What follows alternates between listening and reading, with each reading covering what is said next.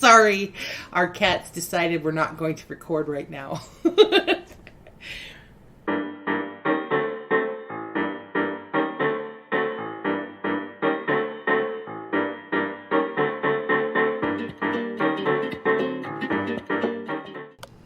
Alright everyone, welcome back to the Royville Movie House. We just walked out of the theater and all my popcorn is done, so I guess we're going to talk about a very bad movie. Yeah. Tonight we watched The Swinging Cheerleaders. It was a movie. And it was written by Jack Hill, David Kidd, and directed by Jack Hill.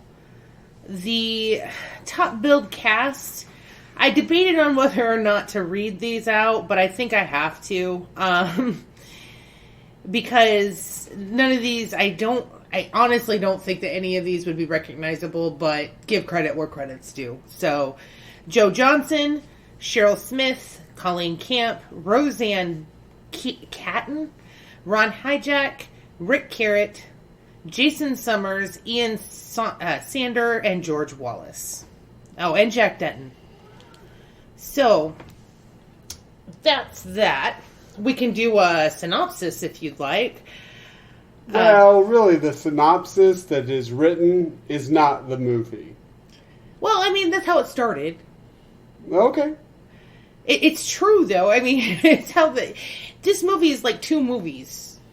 So basically, all the college students that are in their 40s have decided to... No, just one. Oh, well, I mean, all of the college students at least looked, because it's the 70s, to me, looked like they were in their 40s. Oh, that's fair.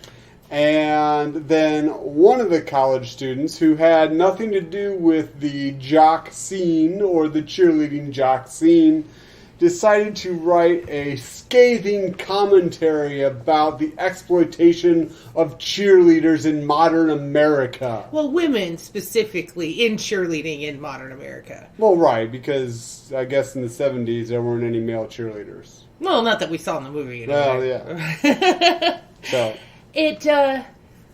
The synopsis states, in order to write an expose on how cheerleading demeans women, a reporter for a college newspaper infiltrates the cheerleading squad. That's pretty much the first 15 minutes of the movie. Very, very easily. Yeah, I mean, she made the squad. She went through tryouts. It was the scene in Bring It On where Elijah Dushku tries out for the cheerleading squad, only done really crappy and very short. Yes, the captains of the cheerleading... Well, no, actually, the entire cheerleading squad. Actually, Steve and I went back and forth on this. There are 3 characters sitting at a table to get one more cheerleader. I assumed at first that that's it, that this college has 3 cheerleaders. Well, now 4. Steve said he thought it was the captains. But then it turns out that there were like 3 captains, but there were really only 5 cheerleaders. So most of them were chiefs and only a couple Indians. It was very strange. It was very weird. Well, the whole movie was very strange. It lost its premise and gained new ones about every 5 minutes. All right, so Katie is the main character who has decided to write this expose. She's the pretty, at least television and movie stereotypical feminist from the early 70s. She doesn't wear a bra. She's encouraging other women not to wear bras. She's writing a paper/article on how cheerleading exploits women. She's dating a guy with really... she's dating the guy who... The guy. She's telling a virgin she just needs to get laid. Well, yes, because it is a college movie made in the early 70s. And she's a feminist, so of course that's what she wants to have happen. Gosh, and Katie, she's dating this guy. I can't get over this guy. I'm sorry. I'm trying to put into words the stereotype because I know this guy. Well, bits of this guy. He is every pretentious know-it-all that you will ever meet. He's every one of them. Combined into one person. With a bad patch on the ass of his jeans. Literally. That's what this guy is. I think it was hot air balloons. I don't remember. It was kind of... And he had a white person, fro, which should have been a big clue to me that he was going to be a douche. Because he was enlightened. I guess. I guess. Anyway, as the plot goes on, it changes into like that whole Revenge of the Nerds, Porky's sort of softcore middle school, ooh, there's a boob porn? Yeah, the movie tracked at about an hour and a half, and I would swear if the movie tracked as an hour, they cut the soft porn scenes out of it. But there was just a soft porn of soft porn, really. It was, yeah, I mean, it wasn't... gratuitous. Very gratuitous, not needed, but then again, the acting was poor, the writing was poor, I believe the directing was poor, the filmography, or the film...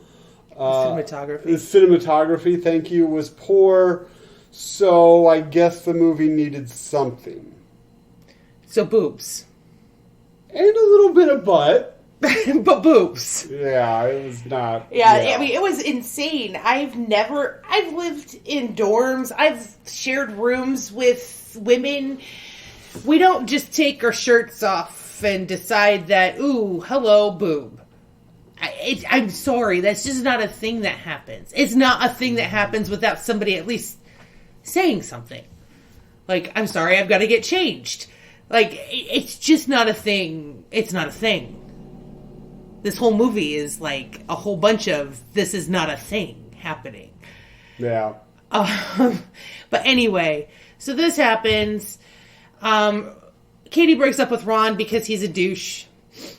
Discovers that the cheerleaders really aren't so bad and the whole program really isn't so bad, and then gets distracted by something that's even bigger than that, which is a gambling ring that involves the head cheerleader's dad, who is I think the president of the Alumni Association. Yeah, something like that. The head coach and one of the professors.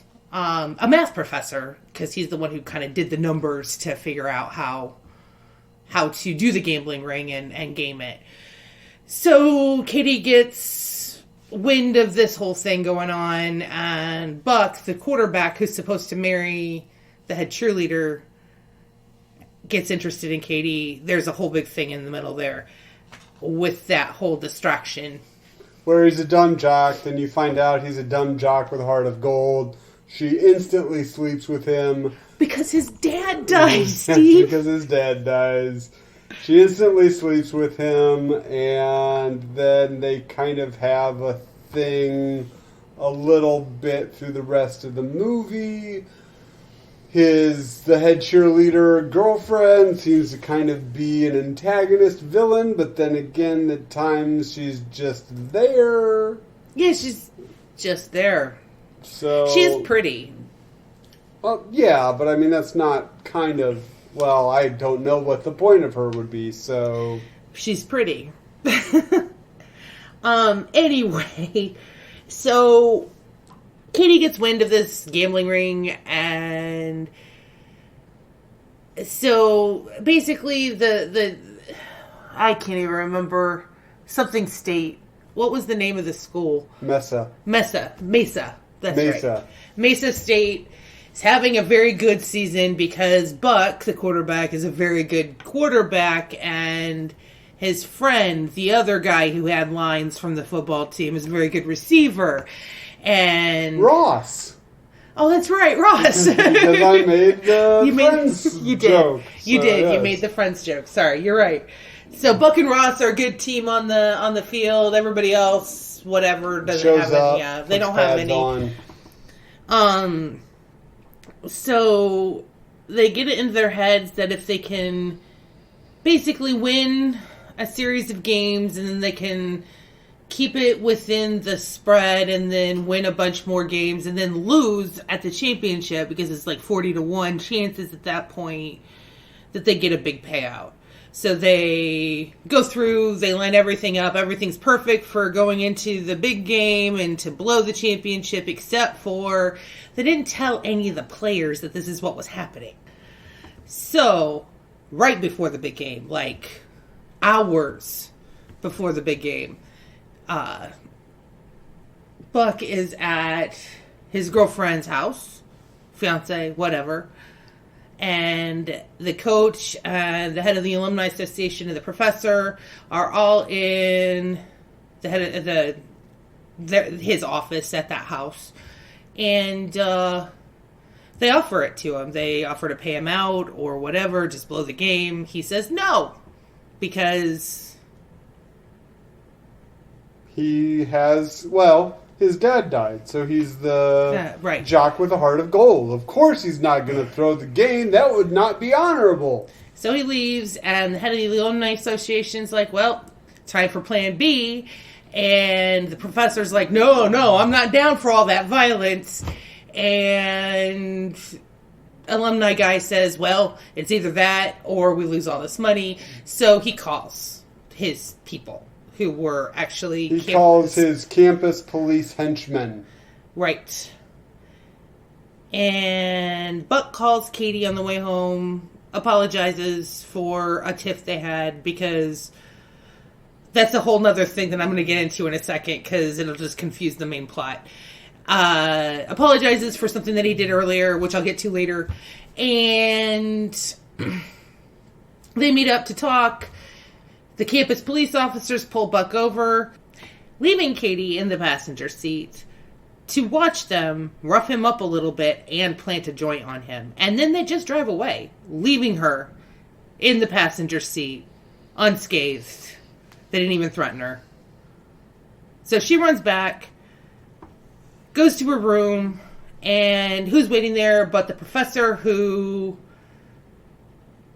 had a change of heart, came to tell the girls, again, for a reason I'll get to in a minute. And so they get half the football team and all the cheerleading squad, except for the head cheerleader, to go and rescue Buck. And do you know what the big plan is? They're going to get Buck drunk. Yeah, they're going to get him drunk. They're going to put him in a hotel with some women. It's going to be all over the press, and his life will be ruined. All because 3 guys wanted money. Anyway, so he hits one of the police officers over the head with a bottle of liquor and starts to run off. But there's a third guy who came from nowhere and isn't in the movie before or after this scene. He's just there to tackle Buck as he runs away. And so they get him drunk by basically pouring liquor down his throat. And half of the football team and all of the cheerleaders, except for the head cheerleader, and I guess the 2 no-name cheerleaders that happen to fill out the squad. There were other cheerleaders, yeah. They'll come and figure out where they're at, and then it becomes a Laurel and Hardy or Marx Brothers or like Three a Keystone Stooges. Cops running around. I think at that point they realized that their movie was ridiculously stupid, and so just went with it. I mean, you had everybody running by one of the bad guys, hitting him in the stomach, punching him in the face, and then a couple people did that. Then all the cheerleaders did that. It was almost kind of like Leslie Nielsen sketch comedy as they were doing that. And then you had tackle punches and just throwing barbells at people and them falling into trash cans. I mean, it was very comical, and even the music behind it was very kind of. It was. Yeah. Actually, IMDb does have it. The genre has it in his comedy/sport. So there you go. Yeah. So anyway, through this long fight, Katie and one of the other cheerleaders are trying to get Buck out, which I found very odd because he was sitting in a chair with wheels, and they opted to lift him up out of the chair with wheels to walk him across the floor to a dolly that they laid him on, and then wheeled him out on the dolly. Again, it's all comical, yay, whatever. But anyway, there we go. They get Buck to the game after he pukes. Well, actually, though, there's the moment where the professor bad guy turned good gets shot. And we don't know if he's gonna live, but he's like, don't worry about me. We have to win the game. Yes. And everybody's like, yes, let's not worry about you. Let's all go to the game. And then it was this whole, like, we must win the game. And you're like, dude just got shot with a bullet. Yeah. Okay. Let's go to the game. Yes. So then at the very end, kind of the last scene, we'll get to some of these crazy subplots, but the last scene, all of the people run on. Buck Larson obviously does not need to worry about alcohol. He just throws it up and he's totally good.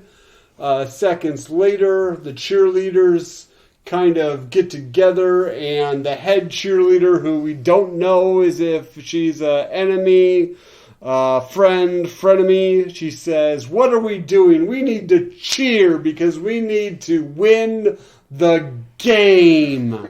And guess what? And then they all start cheering. They jump into camera still poses, and the end. Credits.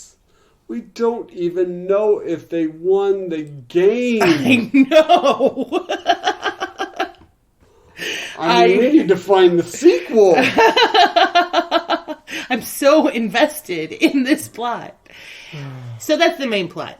All right, so that's the main plot. So subplot number, now we'll go through a few of these. Subplot number 1 you want to talk about.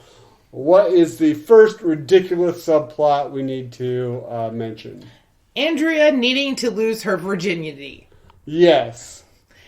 So, Andrea is a blonde freshman. Probably the youngest young blonde freshman cheerleader. Probably the youngest person on the cheerleading team. So she's probably in her mid-30s. She's dating Ross, who has been very sweet so far, but is losing his patience with the fact that his girlfriend just will not go all the way. Because she's almost 20, for God's sake. Almost 20, yes. That's what he said. Yeah, no. So they get into a fight, sort of. Ross says he's not mad, but then storms off mad. And then the next time she sees him, he's with another girl. So the feminist decides that she just needs to forget him and have sex with the first guy that the young cheerleader sees. So the first guy that the young cheerleader sees is the... Ron. It's Ron. And that's the... douchebag activist Katie's ex. Yes, so they go back to his apartment and they start to do some things as you do.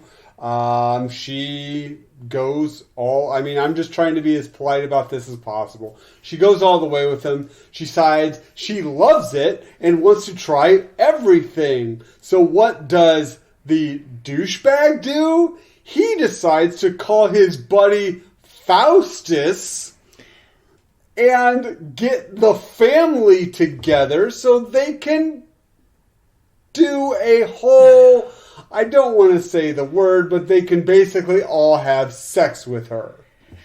Oh, she's very drunk. She just drank, like it was water, almost an entire fifth of vodka, too. So there's that whole consent thing that doesn't really hold up very well after like 40 years. It was ridiculously offensive to me. It was ridiculously offensive. But what was even worse is her ex-boyfriend, kind of a good guy.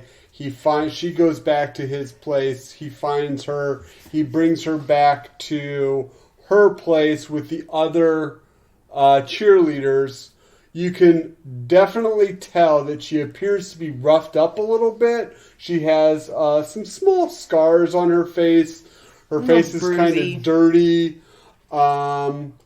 And he's like, I can still be with you. There's a very touching moment between her and him that is totally wasted on this movie. And then he leaves, and the activist woman and the other cheerleader are basically like, okay, girl, let's dish about what happened. Yeah. What? Yeah. Are you kidding me? It was bad. It was bad. It was bad. I can't say that enough. Ross, because Andrea told Ross what had happened and who she was with, goes to Ron's house and beats him to a bloody pulp. In a very odd kind of fight scene. It was, but I can forgive that. Whatever. Yeah. So that's the end. Well, so that's that subplot. Basically, but basically that results in Ron digging up Katie's original idea for her article and giving it over to the head cheerleader, which is what I kept saying about, well, Buck was mad.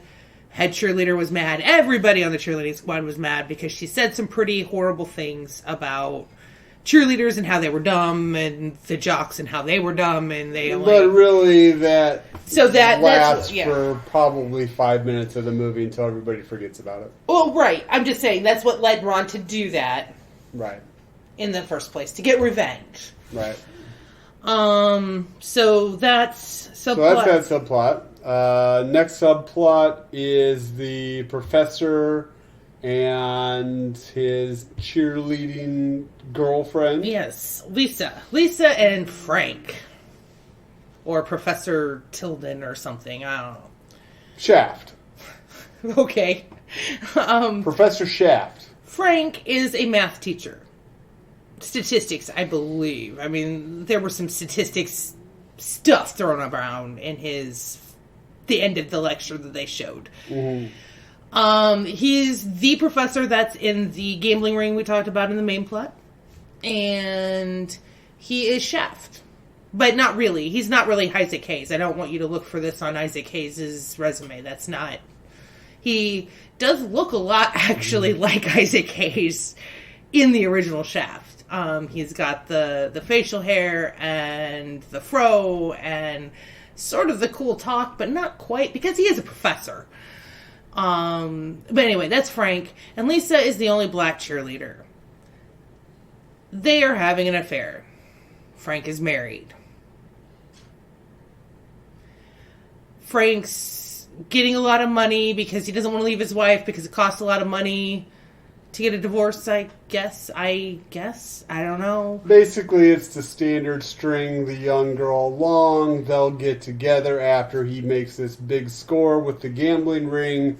He'll leave his wife, and then he'll marry the young girl, and they'll go off and have a great life together. There's a scene later in the movie where Lisa is doing some clothes in her dorm, and the professor's wife comes in, all Jackie Brown, says she's gonna cut a bitch, almost literally says she's gonna cut a bitch if she decides to do anything with her man. This is your only warning. And then Lisa gets very understandably freaked out And because technically still, even though she's like 36 or so probably, she gets upset because she's a girl in college. And then that kind of wraps up with her, because he had given her a ring that she kind of had to keep secret because no one was supposed to know.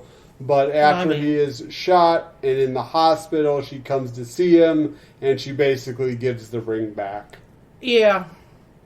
Which was a scene that, actually, as we were watching, Steve's like, really? We're doing this now? Like, yeah. We gotta win the game! It was something. So that's that subplot.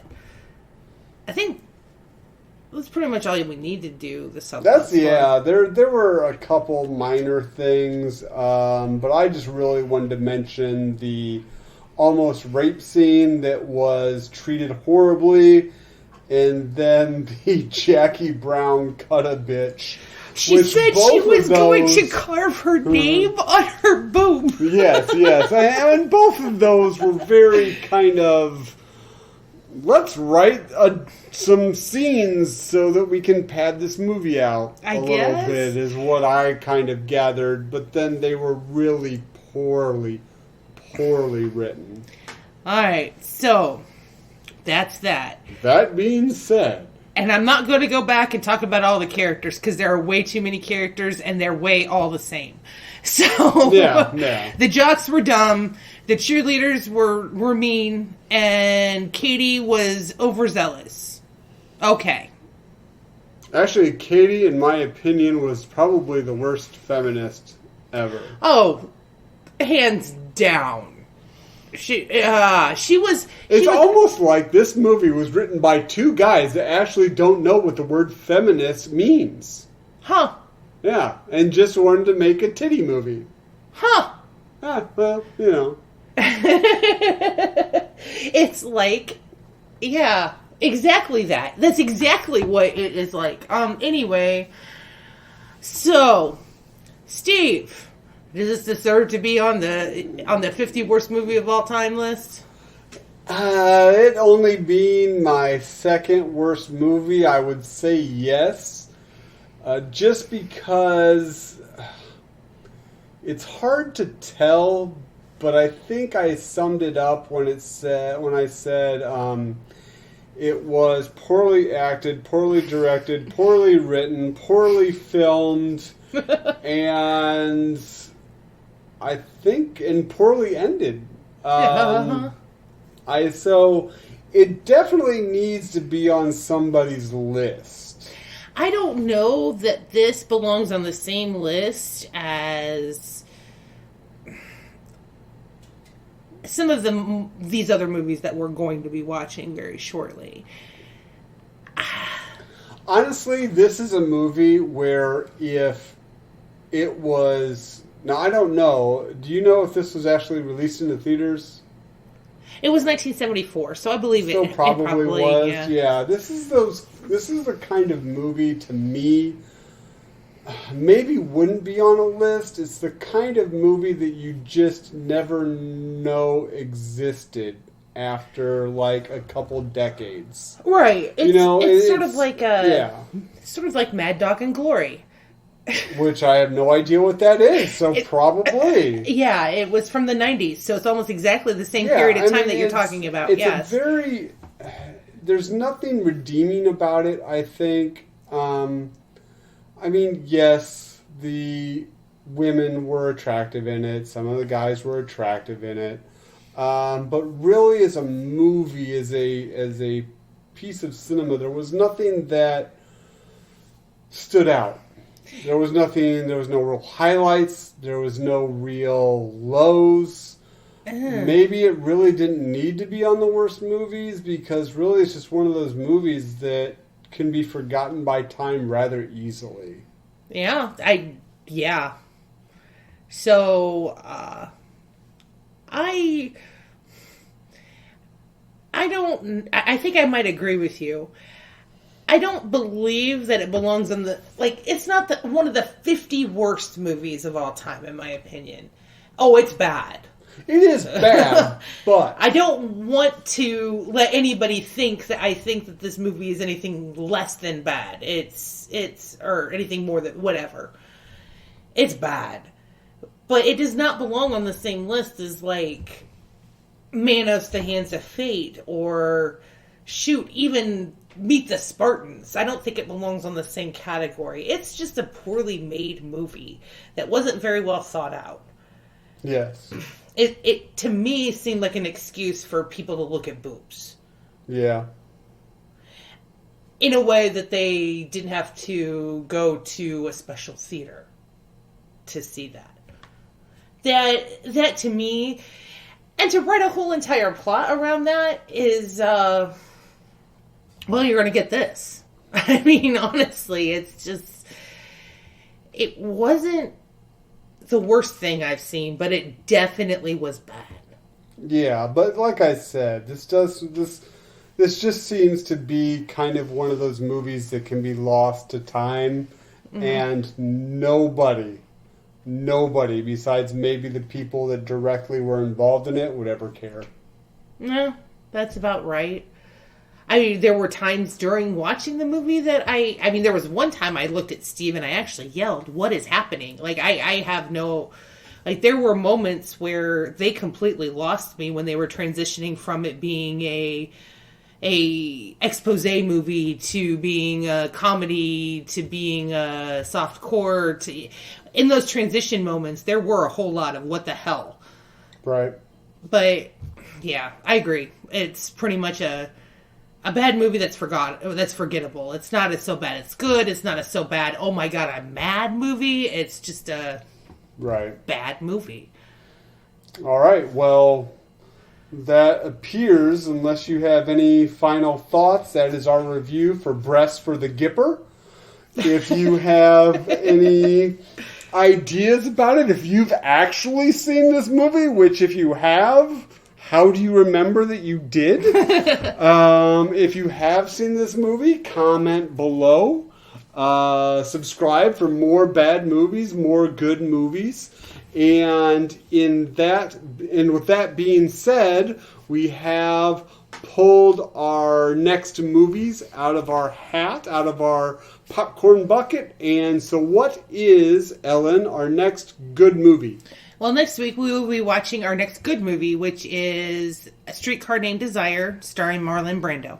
All right. And then after that, we have our next bad movie, which is Ega, which Ellen tells me is with the man who played Jaws, one of the greatest character actors ever. The man who played Jaws from James Bond. So I'm looking really forward to that one. He doesn't have a metal jaw in this. Well, you can't win them all. So, once again, that is our review of Breast for the Gipper. If you like this review, please hit subscribe, comment below, and until we rent the theater again, have fun. It looks like we are done for the evening as they are lighting the lamps in Royville. So, everyone, have a good night. Bye-bye.